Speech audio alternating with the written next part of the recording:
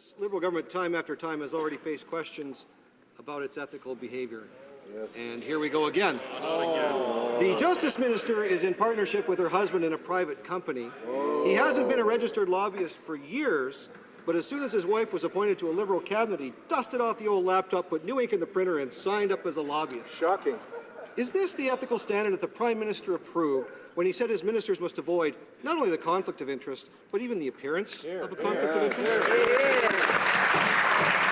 The Honourable Minister of Justice. Mr. Speaker, I am proud to be a member of Parliament, and I'm also proud to be the Minister of Justice. I have been an advocate for good governance my entire life.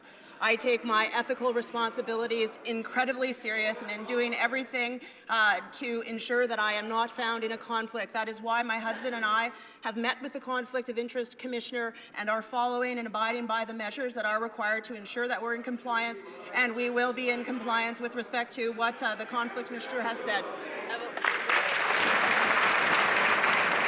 The Honourable Member for Red Deer Lacombe. Well, Mr. Speaker, the bar the Prime Minister set was about the perception of a conflict of interest. So, Mr. Speaker, does the Prime Minister not see this as a problem? He doesn't. The Minister of Justice sits on 6 cabinet committees, including one responsible for examining initiatives designed to strengthen the relationship with Indigenous Canadians.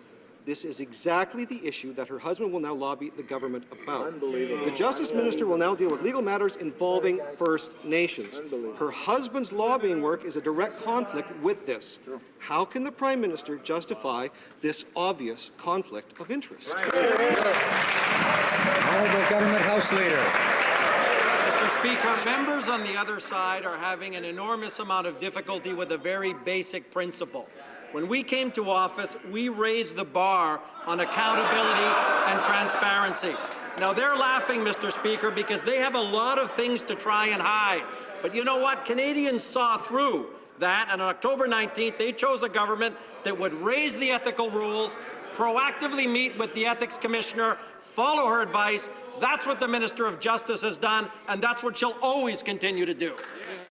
Mr. Speaker, our advice when it is an issue of conflict of interest will come from Ms. Dawson, who is the person in charge of that. And that's exactly what my colleague did. She went to see Ms. Dawson and receive her advice. She and her husband, and they are both following very meticulously the Commissioner's advice, the Ethics Commissioners. And obviously my colleague has a tremendous difficulty understanding this, and I invite him to go and see Ms. Dawson. Her office is on Slater Street in Ottawa. She'll be able to explain to him exactly how it works.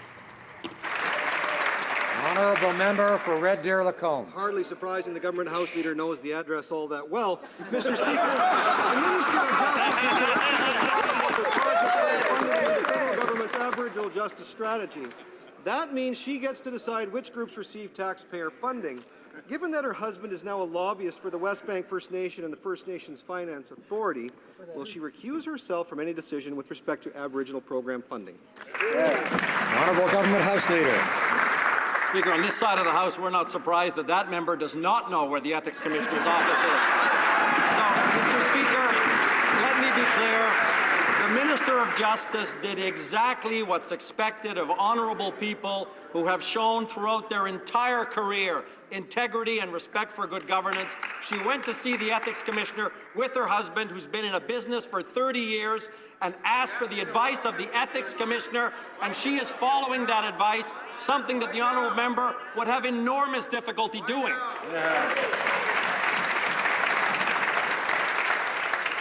The Honourable Member for Lacombe. The City of Kelowna's website, the Kelowna RCMP supports victim services in the West Bank First Nation. This is the same First Nation that has hired the Justice Minister's husband as a lobbyist. The Justice Minister is the Vice Chair of the Government's Cabinet Committee for Intelligence and Emergency Management, 2 issues that are integral to the RCMP's mandate. This is a blatant conflict of interest, Mr. Speaker. Given her husband's lobbying activities, will the Justice Minister step down from the secret government committee? The Honourable Government House Leader.